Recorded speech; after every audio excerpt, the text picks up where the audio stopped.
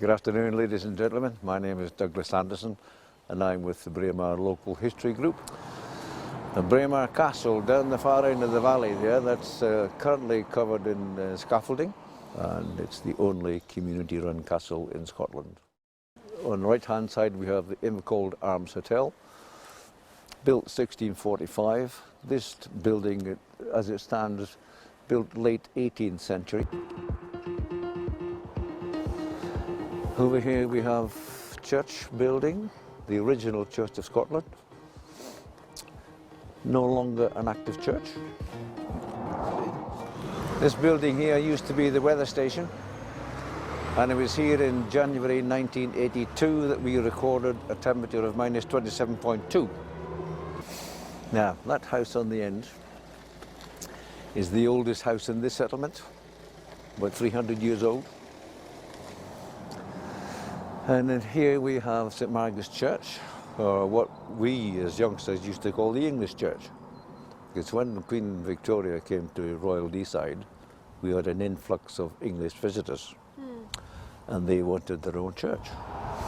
And we're going to go up to the corner. You've all heard of the book Treasure Island. This is where he wrote Treasure Island. I'm going to show you something which isn't exactly ancient history, but I'll show all the tours. Because in this tree, about 10 feet up, if you come this way, just there, you got a horseshoe embedded in the tree. So we think somebody's just hung it on a branch and the tree's grown around it. Now this castle here is Kindrocket Castle, which in Gaelic meant bridgehead, built 1059 by King Malcolm Canmore, originally as a hunting lodge, if you like. And when we had Storm Frank, whenever that was, 5 years ago, the water here rose 15 feet overnight.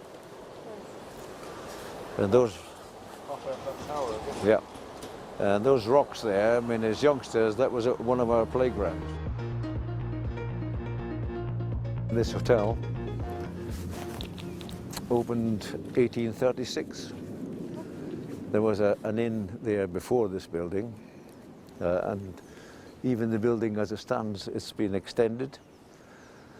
And the section in the front was funded by Lord Pirrie, who was chairman of Harland and Wolff of Titanic fame.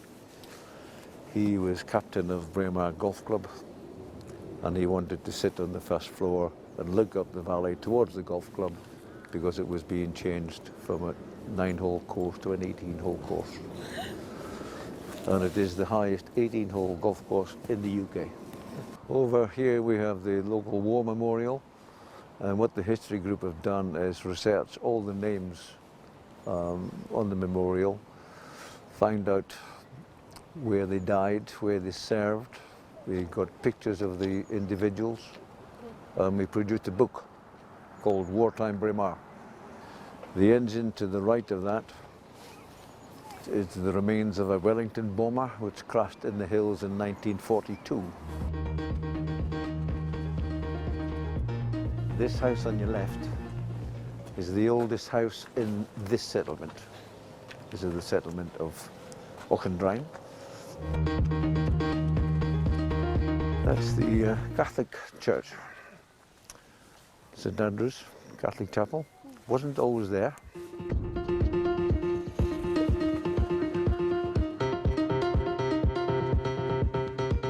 What happens on the games day? That's the Queen's little hut there on the end. The front comes away and it's an open glass partition, and it's bedecked with flags and heather and looks very nice on the day. The Queen gets here at 3 o'clock, stays for an hour, and the sun will shine by royal command. That marks the end of the tour. Thank you very much. That was really enjoyable. Good. We really enjoyed it. It was a great flavour of the village and gave a good little potted history of the place. Yeah, well worth doing.